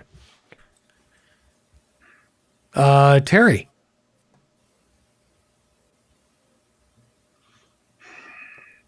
Matt, you go first. Okay. For me, I think it's going to be a moving target. I'd love to say that I've got to block everybody out. I cry at those movies. I am a softie. Uh, uh, I already give up too much time that I should. You know what I mean? Like there's all these things that I do that are it's telling me that my behavioral patterns is I'm gonna help them, and that's probably not a great idea. You know what I mean? But uh, but that being said, it's probably a sliding scale too, right? Between like, hey, we're 5 days out of power, now we're 10 days out of power, now we're 18 days out of power. Yeah, 18 days out of power. And then here's where HF comes in. Number one is all the news and information in your area is down. Twin Falls were completely cut off. Yep. HF brings us back into the world.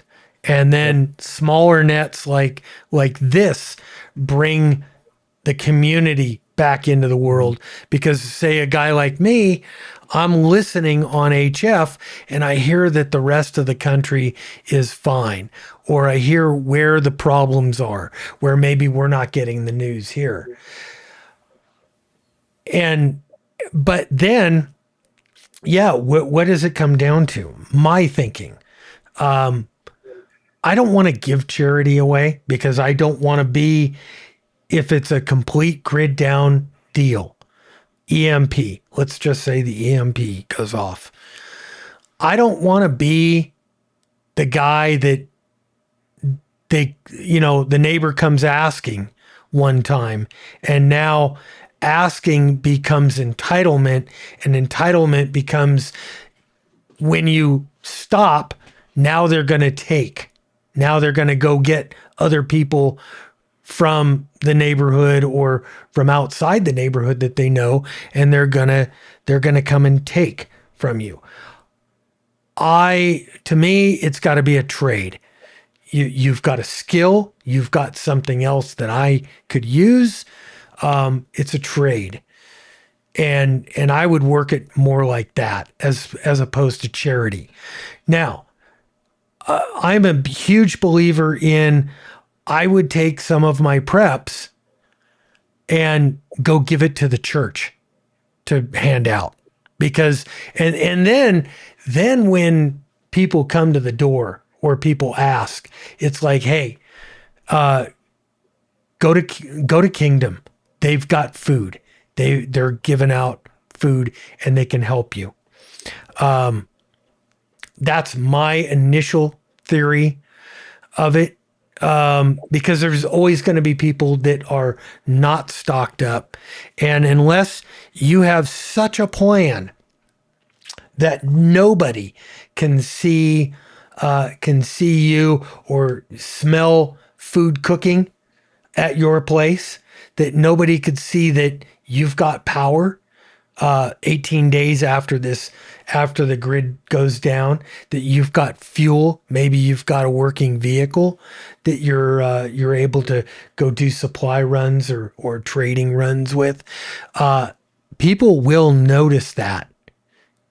And generator noise, when everything goes quiet, those mornings right after it snowed, and you walk outside and everything is silent. It's a glorious, beautiful silence. But think of that, and then think of somebody running a generator a half a mile away or a mile away, and you'll be able to hear it because there's nothing else going on. No other mechanical noise. Somebody barbecuing. They're barbecuing food, or they've got a fire going, a warming fire. That the visual from a fire at night is going to be huge, especially if somebody's got nods. Even if they don't, a half mile away, they'll be able to see a flame. They'll be able to smell food cooking That is such a distinct thing if you're hungry, if you're really, really hungry. So you got to keep those things in mind, in my mind, when you're going to turn people away, and you got to give them hope. You got to give them something to grab onto. Oh yeah. How about some thumbs up? We got let's see. It looks like 11 people in the YouTube and 6 thumbs up over there. How about a thumbs up because it's free? And let's see. What do we have over on Rumble? We've got 16 people on Rumble, and it looks like 9 or 10 thumbs up. Let's get 5 more in there real quick. Terry, what about you? What say you on this subject? Well, you guys have hit a lot, so I don't know if I can add too much. I think this is going to be the hardest thing for any of us that has compassion. You know, like we said, we've saved up, we put our money in prepping instead of whatever toys we might want to buy, except for guns, of course. That's different.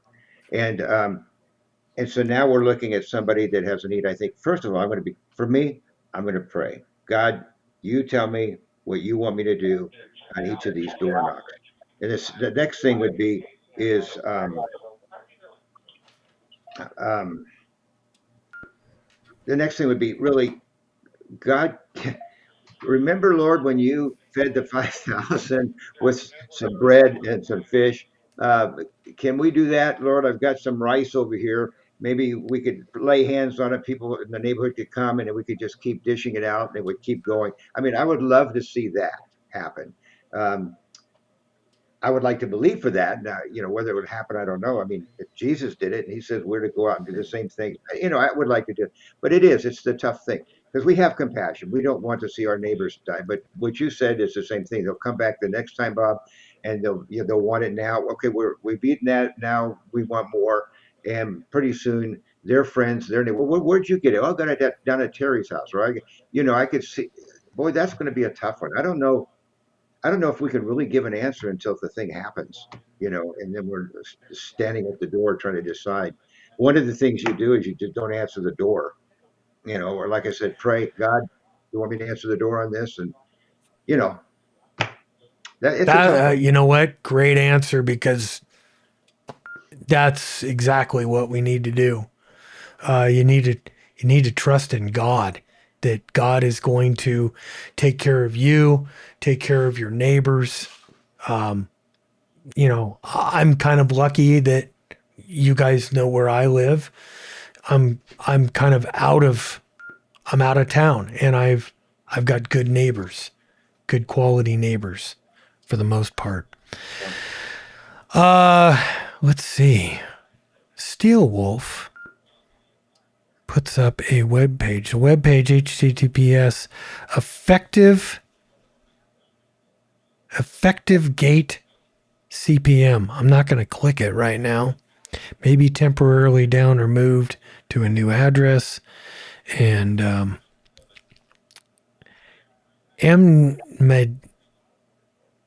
MD Shaw 87. Let me put that over here.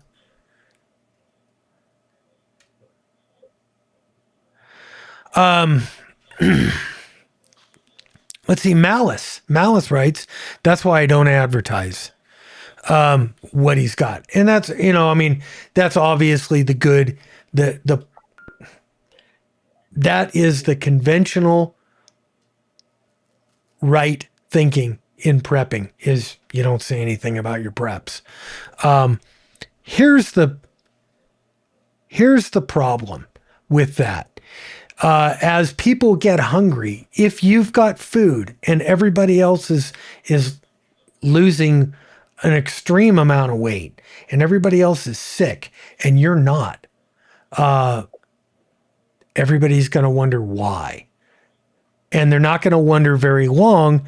They're going to come to take what you have, and they won't care. It's kind of like looting. The people that are looting now, They don't care. They don't care that somebody else has worked for that. They don't care that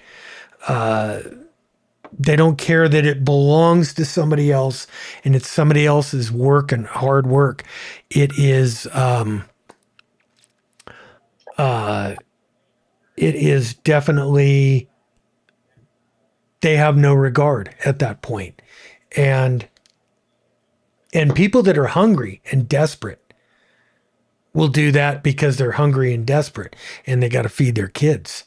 So I think the whole, I'm gonna make my preps, but I'm not gonna say anything. I'm gonna rely on the fact that I'm gonna live in secret when everybody else is out of power, out of food, out of ammo, and out of gas. I think that's unrealistic. If you've got it, somehow you're going to be using it. And once you use it, any bit of it, there's your tell. So that's where the community has to come in to me. And you've got to be part of the community. And the community needs to, number one, stick together, defend each other. You've got to have a strong defense. And I'm not saying not a strong offense. You got to have a strong defense. And I don't know.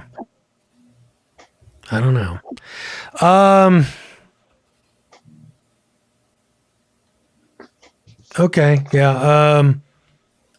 I've got people saying that, yeah, that link that I put in is a new account. Link might be spam or virus. Sorry, guys. Don't know. Does anybody, you guys got anything?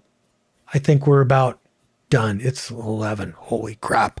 We've been going for quite a while. 2 hours. You guys got anything else? Well, not that I can't wait till next time we talk. Okay. Matt? No, I'm good. Like I said, just everybody reflect on what you've done for your preps and think about what you could make better for the next time, and just try to think about the whole thing as an entire solution. And I think Terry brings up some good points. Probably should be asking God what to do next and praying for that. And so thanks everyone for tuning in. We really appreciate the comments. That's huge. Making it fun to talk, and look forward to more people sharing and investing in their knowledge base into the group as well. And so thanks everyone for Bobby said it a couple times. Yeah, the team of people behind the scenes that make all our locals repeaters work, my goodness, they work well. And it's because of their sacrifice and time and money doing that. So thank you. Yeah. And there's people like that in the other people listening to this community as well. And so when you see them and you bump into them, make sure you thank them. So yeah, that's it. Definitely. Terry, you don't have any other final thoughts? I guess for me, and people that's watched this before know that I'm a retired pastor and preacher. Have a good relationship with your Lord Jesus, and trust in Him. Read your Bible. Know what's going to happen on the end times. I would encourage people to study what end times. Go to a church that actually teaches it. Of course, I know that there are a lot right now. There's a lot of what we would call apostasy, churches that are just going off track. But know what we're looking forward to. In other words, what's going to happen in this country and around the world. Not just, if it was just this country, we could probably survive it because we'd eventually reach out to others. But this is going to be happening around the globe. And so we need to understand that we're going to have to trust in the Lord, or it's going to end up quick for us to be out of the running. So know Jesus, know him as your Savior, and walk with him, believe what the Word says, and act accordingly. Great. Thank you guys. Thank you so much for be in the show. And for everybody that's watching on Rumble and on YouTube and on the Gray Man, if you're watching over there on X, thank you guys for being part of this. And we do this for you guys. We do this for the community. We do it for ourselves, obviously, because we're trying to build that community and prepare for, we don't even know what's going to happen. But otherwise, thank you all for joining, and we'll see you all next week.